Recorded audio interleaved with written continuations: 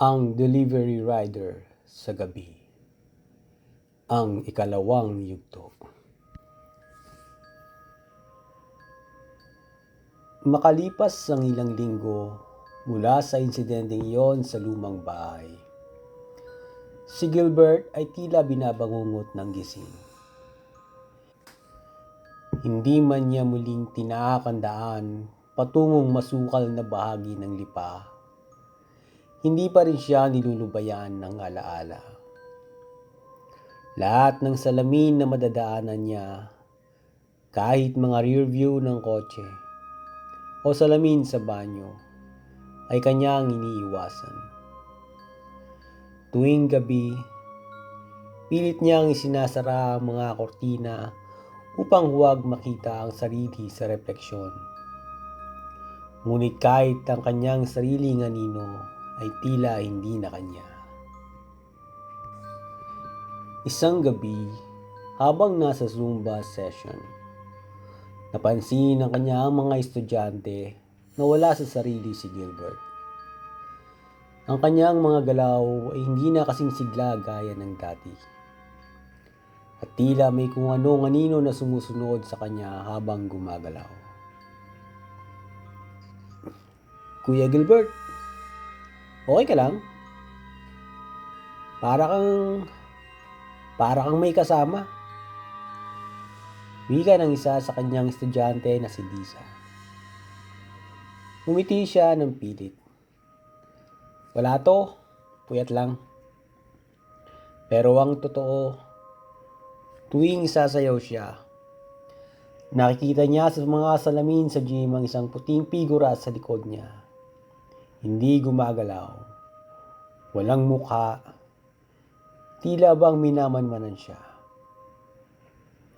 Kinagabihan, habang nakaupo siya sa kanyang motor sa gilid ng daan, tumunog ang kanyang delivery app. May bagong order.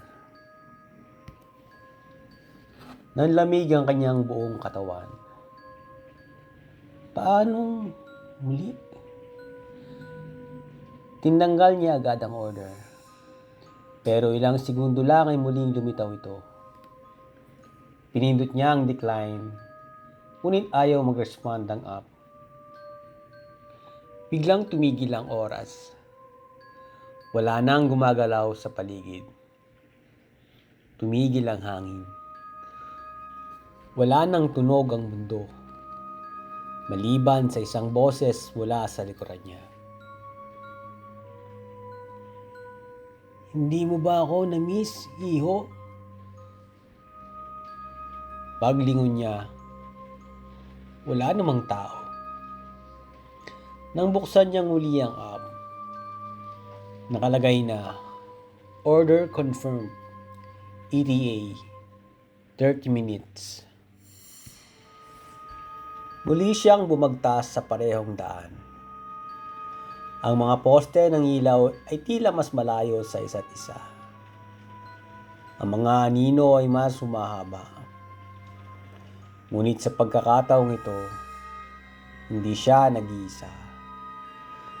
Sa salamin ng kanyang motor, nakikita niya ang puting figura na nakasabit sa likod niya. Maigpit ang kapit at hindi gumagalaw. Pagdating sa bahay, hindi na siya nagdalawang isip. Pumasok siya. Ang kandila sa lamesa ay nakasindi. Sa mesa, naroon ang kanyang helmet na iniwan niya noon. Walang alikabok. Tila bagong linis pa. Sa sulok ng bahay, may nakaupo sa silya. Si Senyora Asuncion, nakangiti. Tapos na ang iyong pagsubok. Ngunit hindi pa rito nagtatapos ang ating ugnayan. Ano ba talaga ang kailangan mo sa akin? Sigaw ni Gilbert. Tumayo ang matanda. Sa kanyang likod, unti-unting lumilitaw ang iba pang figura. Pawang puti, walang muka, lahat ay nakatingin sa kanya. Gusto kong bumalik, Iho. Ngunit kailangan ko ng katawan. Kailangan ko ng kaluluwa. Lumingon siya sa salamin sa dingding. Doon, nakita niya ang sarili niyang refleksyon. Unti-unting nilalamon ng kadiliman. Sa kanyang refleksyon, hindi na siya ang nandoon. Isa na siyang anino. Paglabas niya ng bahay, tumakbo siya patungo sa munisipyo ng bayan.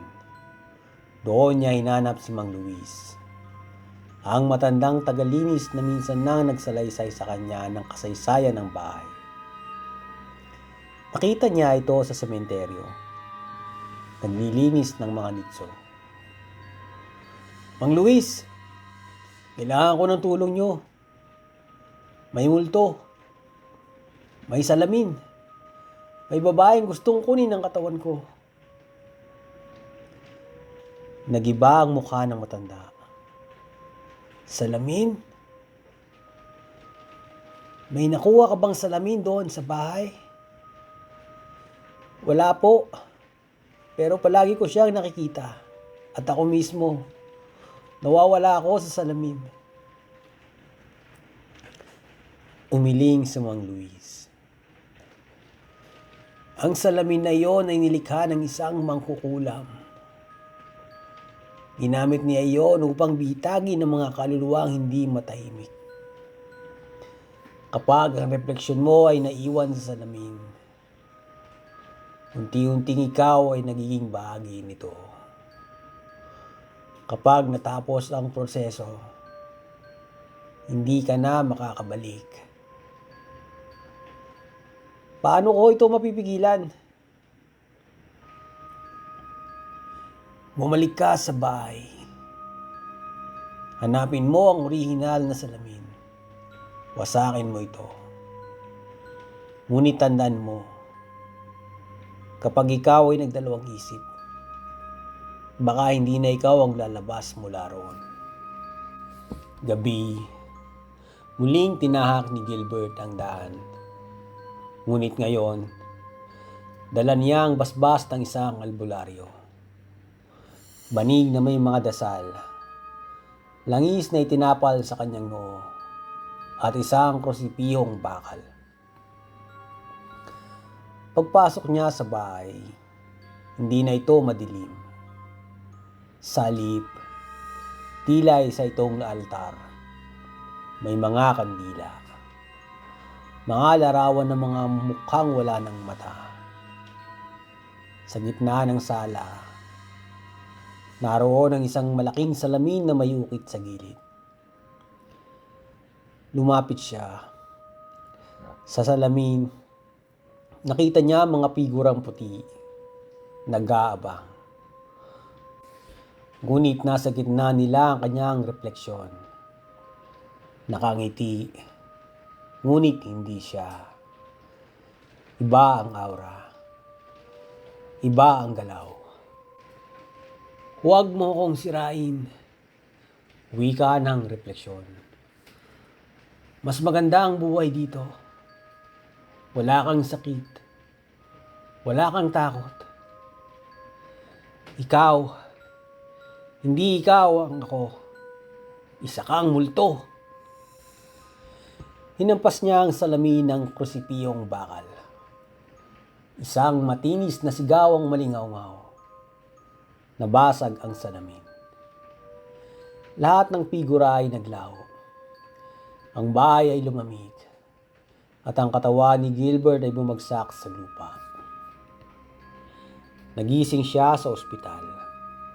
Sa tabi niya, naroon si Liza at si Mang Luis. Akala namin wala ka ng pulso. Wika ni Liza. Natagpuan ka namin nakahandusay sa harap ng bahay. Umiyak si Gilbert. Hindi niya alam kung nananaginip lang siya o totoo ang lahat.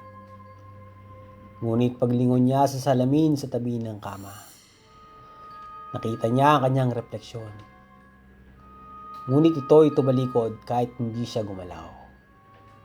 At muling ngumiti. Ngiting walang mata. Ngiting hindi kanya.